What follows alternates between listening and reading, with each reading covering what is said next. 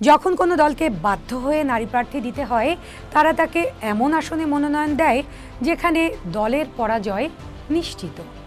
তাসনিম জারা বা মনীষা চক্রবর্তীর মতো প্রার্থীরা আধুনিক, শিক্ষিত এবং জনসম্পৃক্ত প্রচার চালিয়েছেন।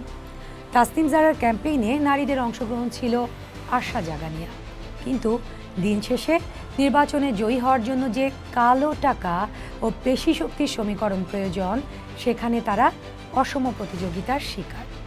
মনীষা চক্রবর্তীর 22,000 ভোট পাওয়া প্রমাণ করে তাদের ভিত্তি আছে, কিন্তু রাষ্ট্রযন্ত্র ও মিডিয়া তাদের মেইন স্ট্রিম বা জেতার মতো প্রার্থী হিসেবে প্রজেক্ট করেনি।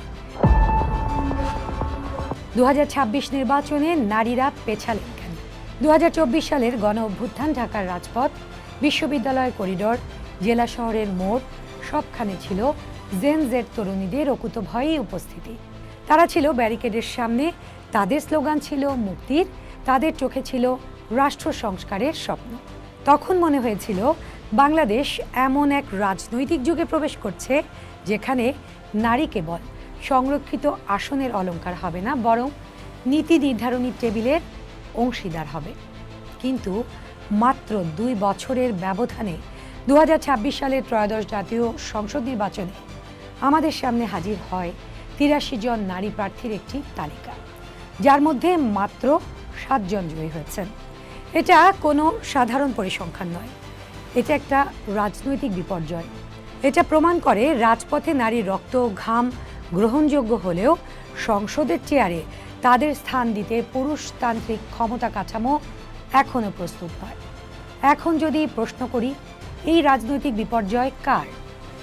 রাজনৈতিক দলের নাকি তার সংস্কৃতি? রাজনৈতিক বিশ্লেষকরা মনে করেন এই বিপর্যয়ের দায় একক কোনো দলের নয়, বরং পুরো রাজনৈতিক সংস্কৃতির। বিএনপি জাতির নেতৃত্বে একসময় খালেদা জিয়ার মতো আইকনিক ফিগার ছিলেন, তারাও এবার ইতিহাসের উল্টো পথে হেঁটেছে। সংবিধানে 33% নারী নেতৃত্বের কথা থাকলেও বাস্তবে মনোনয়ন দেওয়া হয়েছে হাতে গোনা। রুবিন ফারহানার মতো তুখোড় পার্লামেন্টেরিয়ানকে দলীয় মনোনয়ন না দেওয়া এবং পরবর্তীতে বহিষ্কার করা এই বার্তা দেয় যে দলে অনুগত নারীর কদর থাকলেও প্রশ্ন করা নারীর স্থান নেই। শামা ওয়ায়েদ বা তাসিনা রুশদি লুনার বিজয়কে খাটো করেও বলা যায়, তাদের বিজয়ের নেপথ্যে তাদের নিজেদের রাজনৈতিক সত্তার চেয়ে পারিবারিক লিগ্যাসি বা মৃত ও গুম হওয়া পুরুষের প্রতি জনসমবেদনা বড় হয়ে দাঁড়িয়েছে। অন্যদিকে ইনক্লুসিভ রাজনীতির প্রতিশ্রুতি দিয়ে গঠিত হয়েছিল যে দল, তারাও ক্ষমতার সমীকরণে জামায়াতে ইসলামীর সঙ্গে আপোষ করেছে। যে জামায়াতে প্রকাশ্যে নারী নেতৃত্বের বিরোধিতা করে, তাদের সঙ্গে জোটভুক্ত হয়ে এনসিপি কার্যত নারীর রাজনৈতিক অগ্রযাত্রার কফিনে শেষ পেরেক ঠুকেছে। এবং এই জোটভুক্ত হওয়ার কারণে তার দল থেকে যখন একে একে প্রথম সারির নারী নেতৃত্বরা পদত্যাগ করল, তখন তারা কোনো শেষ চেষ্টাও করল না, বরং জুলাই চার্টার থেকে নারী অধিকার কমিশনের সুপারিশ বাদ দেওয়া এবং অন্তর্বর্তী সরকারের নীরবতা প্রমাণ করে রাষ্ট্রীয় সংস্কারের এজেন্ডায় নারী কখনোই অগ্রাধিকার ছিল না। অথচ নির্বাচনের পর আমরা দেখছি এই ফলাফল বিপর্যয় নিয়ে গণমাধ্যমে একটি অদ্ভুত ন্যারেটিভ তৈরি করা হচ্ছে। নারীবাদীরা কেন মাঠে নামেনি, কেন তারা নারী প্রার্থীদের জেতালো না? তুরিন আফরোজ বা সমসাময়িক তাত্ত্বিকদের উদ্ধৃতি দিয়ে বলা যায়, বাংলাদেশে নারীবাদকে এমনভাবে কল্পনা করা হয় যেন এটি কোনো ইলেকশন ম্যানেজমেন্ট সার্ভিস, যেন নারীবাদীদের কাজ হলো 24/7 পোস্টার লাগানো, ভোটার আনা এবং দিন শেষে প্রার্থী হেরে গেলে ক্ষমা চাওয়া। কিন্তু বিশ্বব্যাপী গবেষণা বলছে নির্বাচনে জয়ের জন্য 3টি উপাদান জরুরি। 1, উইনেবল আসনে মনোনয়ন। 2, পর্যাপ্ত নির্বাচনী তহবিল। এবং 3, পেশি শক্তি বা সাংগঠনিক নিরাপত্তা। অথচ বাংলাদেশে এই 3টি চাবিকাঠি পুরুষদের হাতে। যখন কোনো দলকে বাধ্য হয়ে নারী প্রার্থী দিতে হয়, তারা তাকে এমন আসনে মনোনয়ন দেয় যেখানে দলের পরাজয় নিশ্চিত। তাসনিম জারা বা মনীষা চক্রবর্তীর মতো প্রার্থীরা আধুনিক, শিক্ষিত এবং জনসম্পৃক্ত প্রচার চালিয়েছেন। তাসনিম জারার ক্যাম্পেইনে নারীদের অংশগ্রহণ ছিল আশা জাগানিয়া, কিন্তু দিন শেষে নির্বাচনে জয়ী হওয়ার জন্য যে কালো টাকা ও পেশি শক্তির সমীকরণ প্রয়োজন, সেখানে তারা অসম প্রতিযোগিতার শিকার। মনীষা চক্রবর্তীর 22,000 ভোট পাওয়া প্রমাণ করে তাদের ভিত্তি আছে, কিন্তু রাষ্ট্রযন্ত্র ও মিডিয়া তাদের মেইন স্ট্রিম বা জেতার মতো প্রার্থী হিসেবে প্রজেক্ট করেনি। এ দুজন বাদে আমরা যদি অন্যদের দেখি, বেশিরভাগের ক্ষেত্রে কাজ করেছে কেবল পারিবারিক ও দলীয় লিগ্যাসি বা সিম্প্যাথি। আর এর বাইরে যে 75 জন নারী তাদের নির্বাচনী বৈতরণী পার করেছেন, এক একটা মহাযুদ্ধের গল্প।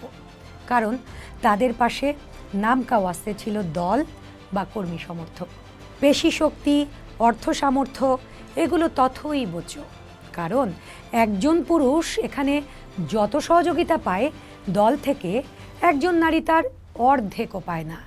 এছাড়া 2026-এর নির্বাচনে নারী বিদ্বেষ কেবল ব্যালট বক্সে ছিল না, ছিল সাইবার স্পেসেও।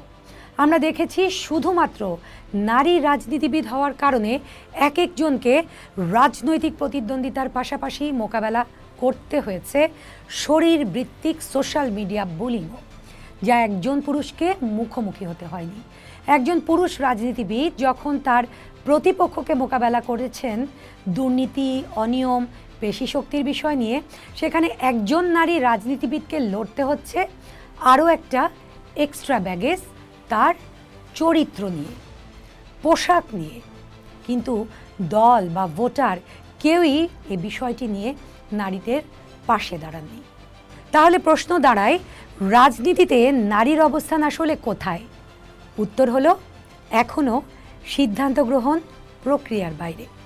2026 নির্বাচন আমাদের শিখিয়েছে কেবল রাজপথের সাহস দিয়ে সংসদ জয় করা যায় না, যদি না দলের মনোনয়ন বোর্ড, নির্বাচনী তহবিল এবং মিডিয়ার ন্যারেটিভ পরিবর্তন হয়।